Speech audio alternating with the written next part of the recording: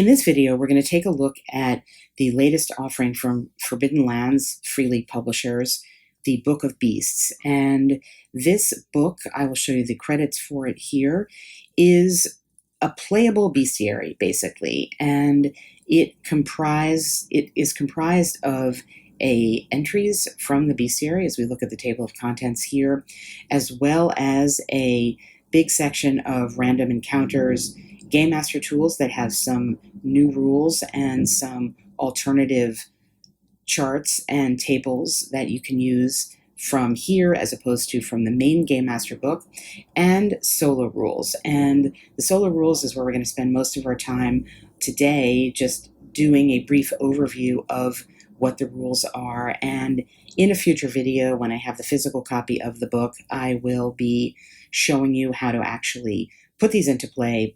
But for now, I wanted to give you a sense of what this great book has to offer by doing an overview of the contents. And we're going to work our way backwards from the solo rules through the Game Master tools and random encounters to the bestiary entries in the Forbidden Lands Book of Beasts.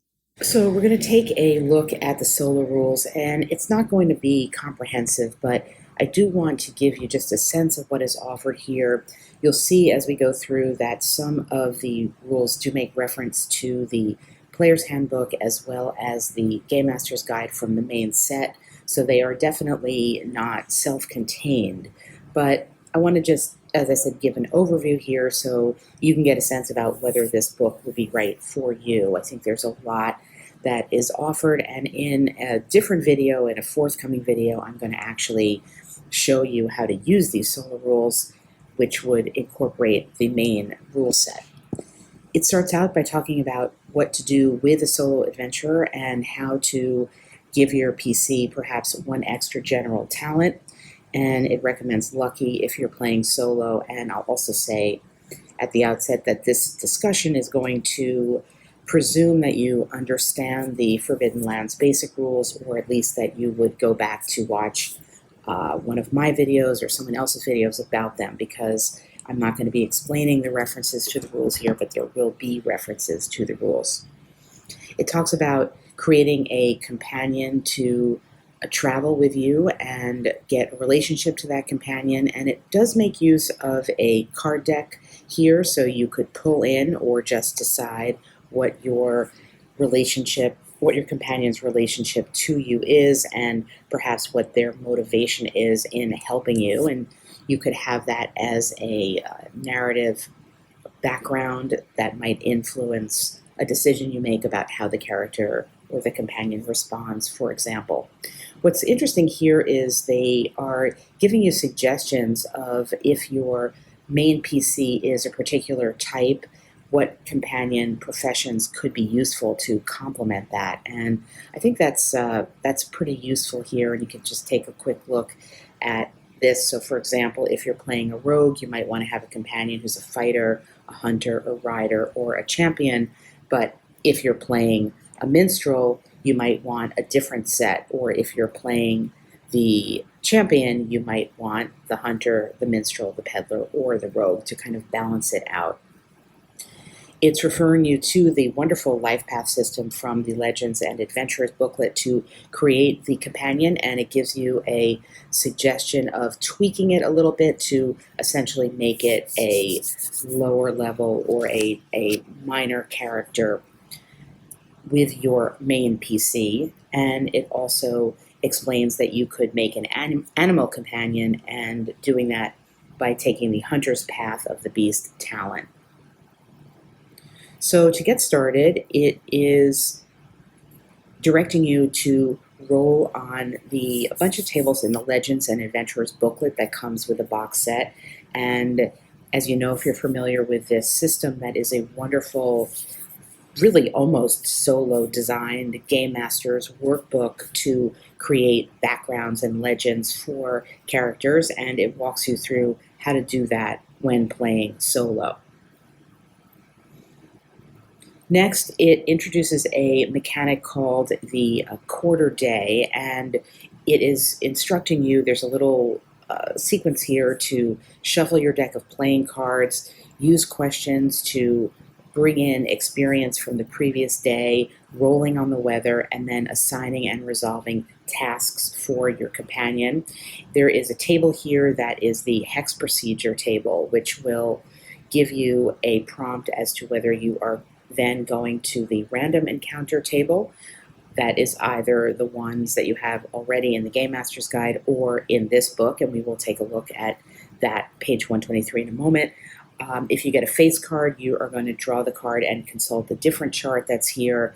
And if you get an ace, then you would be going to a random adventure, like a new random adventure site. So let's take a look first of all at this. What is this page 123 here, which is the random encounter table in the Book of Beasts? So here we have this massive table. It almost looks like a combat results chart from a war game. That is a D66 table that you then roll your D66 and refer to the terrain that you are in to determine whether or not you have a random encounter. And then the numbers here refer to the random encounter section of this book. And we'll just take a quick look at one or two of them to give you a sense of what is offered. So, for example, if we rolled a 33 on the D66 and we were in the dark forest, we refer to random encounter 10 in this book. And random encounter 10 says, a guard of stone. The outline of a humanoid figure can be seen in the dense vegetation. The figure does not answer when spoken to and seems almost unnaturally still. Adventurers who venture into the thick undergrowth will soon find that the figure is in fact an overgrown statue. Removing the dense tangle of vegetation requires a successful might roll. Hidden beneath the vegetation is a well-made statue of a female human warrior. In one hand she holds a thick short sword whose hilt ends in a self-eating snake. In the other she carries the severed head of a demonic mistgrown with winding ram's horns and a greedy-looking toad's face. Adventurers who succeed with a lore roll recognize the shape of the twisted hilt as a symbol of the congregation of the serpent. If the roll results in at least 2 successes, they also remember legends about a guard of shield maidens who protected King Algarod against the demonic hordes of Zygofer during the escape to Alderstone at the end of the Fourth Alder War. And it tells you that you could have this encounter in the forest or the dark forest. So that is one example, and you could use that obviously as much or as little of a prompt as you want to advance your story. But it is typical in that it will give you a little bit of narrative as well as the suggestion of what the game mechanics that you could use within that little narrative to do something. So in this case, it talks about the successful might roll or a lore roll with a certain number of successes. And then the general encounters for face cards is to draw a card and consult the chart on the next page. And the chart on the next page indicates that these are general encounters. It says they are deliberately vague. So it's instructing you to use oracles to get more detail, such as the location details, the demeanor of the NPCs, etc. And we'll see in a moment that these tables are provided for you in the solo rules. So again, we have a poker deck card-based table here with the card number, and then the suits will provide a variety of different prompts for you. And there are anything from no encounters to encounters that direct you to the player's handbook page to roll for something, or the Game Master's Guide. And I think what's great here is the specific page references. So it's really giving you a map and like a control panel for using your other existing Forbidden Lands materials here. We have a D66 table for factions, and again, the appropriate referencing for them. It talks about hex crawling here and referring you to the journey rules in the player's handbook, but it has a specific change for the keeping watch mechanic or rule, because normally a GM would decide what would happen there. So it's directing you as to how to make that randomized for yourself in solo play. We have a basic oracle that is also mapped onto the playing cards. So the yes-no oracle can be played with the card number and the various suits, and you can see the answers here. And in this case here, the Helpful Hazardous Oracle is interesting because it is one that could be used for NPCs as well as just general environmental encounters, and to determine whether they are helpful or dangerous, and then take your narrative direction from that prompt. We also get a theme oracle here that are just general, like a spark table basically, and you could draw 1 to 2 cards to get a major and a minor theme that would direct your story if you needed that. The Wilderness Oracle is going to give some flavor to the hex that you're traveling in, and it is divided up again with the pairings of the various terrains and the cards. We have a Kin Oracle as well. We have a Names Oracle here for kin names, and we have traits. So this will help determine an NPC encounter's outlook and motivation. You could also apply this to a community, for example. It says that to use the diamond column for the red suits and the clubs column for the black suits for a community reaction or prompt or spark. For combat, it talks about tweaking the combat a little bit using the advanced combat rules and placing 2 cards for your opponent face down, and if the opponent's first card drawn is double up, move it to the second position and use the other card instead for the first action, and have your companions help the main PCs as much as possible as opposed to having them act separately. There's a table here if you want to loot the body of a fallen enemy and what you might get, and some social interaction situation here. So it says that the unopposed roll with the difficulty can be based on the NPC's wits if you're attempting to manipulate someone, or empathy if they are attempting to manipulate you. And it explains what the success required would be and how you could mitigate this if the NPC is particularly gifted in either insight or manipulation. The role-playing in the villages section here gives you a procedure here to use the village creation, look for the hooks, and don't stress about role-playing the dialogue if you're not really comfortable, and just kind of abstract it out. And it gives you some questions that you could ask the oracles to kind of kickstart village interactions. And I think this is really useful. I wish more solo rule sets would do this, because it can be hard sometimes to think about the appropriate questions to ask. And then there is a section that we won't really get into on for co-op play, just a little bit of discussion there about how to play with 2 people, perhaps taking turns with the various oracles.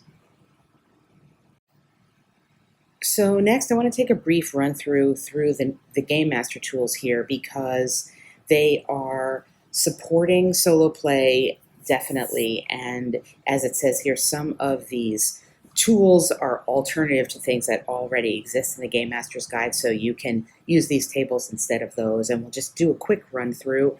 There is a new trap table, a new D66 trap table that you could use either in conjunction with or in lieu of the other one you have.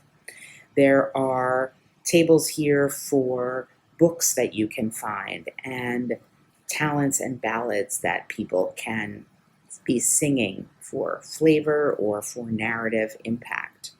There's tables here for when you reach a new location or new hex, you can roll on the table to give some, again, flavor, or it could become a narrative development in terms of the nature of the location, and it is by terrain. So for example, if you came to a dark and gloomy forest, that could perhaps give you some narrative direction as opposed to a rustling in the bushes that you might hear. And we have this for all of the terrain: hills, mountains, lakes, and rivers, quagmires, marshlands, and ruins. There are tables for different types of campsites. Again, these are by terrain and they are D66 tables. Weather is an optional complication to the adventurer's hikes. If these rules are used, make 3 rolls each morning to determine the weather of the day. You roll for wind, rainfall, and temperature, and in this case, they will have a mechanical effect in the games, in the game mechanics that you're using. There are expanded rules for strongholds. There is a stronghold section in the player's handbook, and these will give you some servant personalities, some random events. There's a new talent here presented, which is that of alchemist, that will allow you to forage for or extract substances from plants and animals, to detect, to create potions with various effects, and it explains how to do that mechanically. And then you have the potions that you can create and what you need to create them, how the time it will take, what you could sell them for, and what it will do. And then you have an alchemical interaction table, which will let you know if your poison or your potion worked as you wanted it to, or did not. There are tables for creating some artifacts here. So you can create your own artifact, and they're divided into 2 categories: skill artifacts and combat artifacts. And there's a bunch of tables here on rolling for the name, what the bonus is, what it might do for you. And this is both for the skill one and the combat one. And then if the artifact has some type of oddity, like it emits a cold light in the darkness, or it can be teleported to its bearer's hand as a free action from any location, you have a table for this, another D66 table. And that then gets us to the end of the Game Master section and into the solo rules. I'm sort of working backwards through the book. The first part of the book is the section with the entries of the beasts, and that's what we're going to take a look at last. So getting back to the table of contents, we can see again here the list of the beasts that are in this book, and I want to focus initially on the section here about using this book, because in a sense this is a playable book itself, and it can be used in a lot of different ways.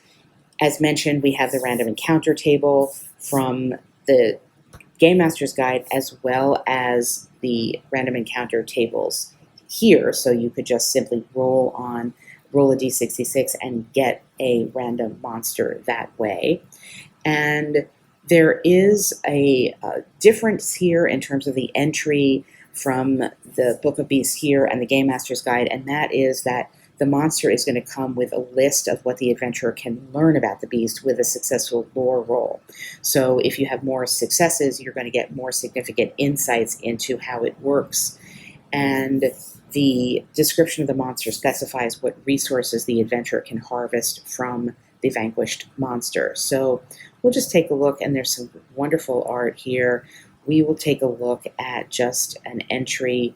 This is an amphibian. We have a description about the general description about what it is, and a indication of the terrain type that it might be, some narrative, random encounter here, an event with it, and then the table of the lore roll and what could be learned from it. And obviously, if you are playing solo, you'd need to sort of not look at the table if before you rolled on it, and after you rolled on it, just look at if you got 2 successes or whatever, if you were really using it that way. But you could also just use it to give yourself inspiration and narrative. And then we get the stats here, as well as the specific types of special attacks that it could have.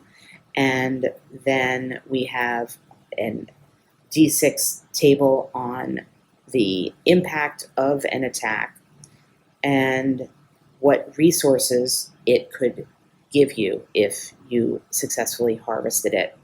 And all the subsequent entries in the book follow this format with an illustration, the general description, the lore roll table, a random encounter or random encounters, indication of where you would find it in the terrain, and then the stats, the resources, and the types of attacks that they have. So that is a look inside the Forbidden Land Book of Beasts, and it really is a playable book that has not only specific solo rules, but in the Forbidden Lands tradition, almost everything that is in all the material is in some sort of table or another, with whether it's a short table or a long table, that gives you the opportunity to roll for something and create randomness, and therefore use that randomness as a stand-in for what a GM might be presenting you, and very, very suitable for solo play.